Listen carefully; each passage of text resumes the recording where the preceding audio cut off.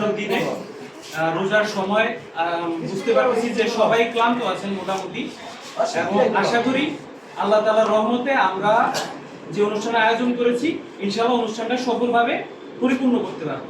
আমরা আপনাদের দোয়ার জন্য এখানে এসেছি, এবং প্রথমে আমাদের যে অতিথি আছেন এবং সংগঠনের যে ভাইরা আছেন তারা কিছু কথা বলবেন। কথার পরে আমাদের যে অনুষ্ঠান আপনাদেরকে কিছু ছোটখাটো কিছু উপহার দেওয়া হবে, এই উপহার দেওয়া শুরু হয়ে যাবে।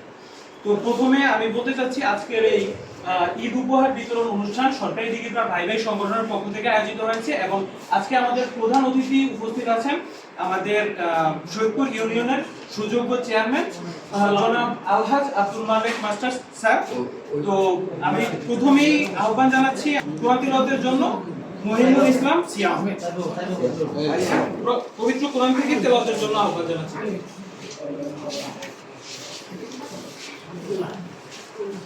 السلام عليكم ورحمة الله وبركاته. أعوذ بالله من الشيطان الرجيم. بسم الله الرحمن الرحيم. يا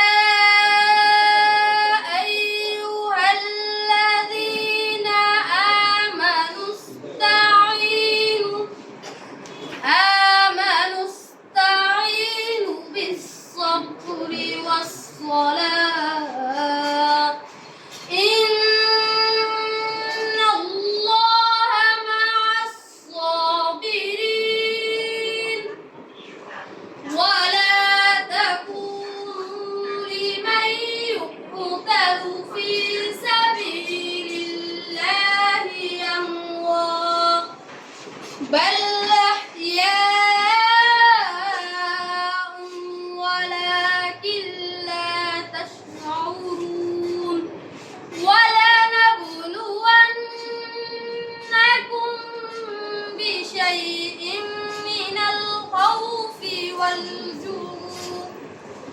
من النفس من الأموال والأنفس والثمرات وبشر الصابرين الذين إذا أصابتهم مصيبة قالوا إنا لله وإنا إليه راجعون صدق الله المولانا العظيم. السلام عليكم. ما شاء الله.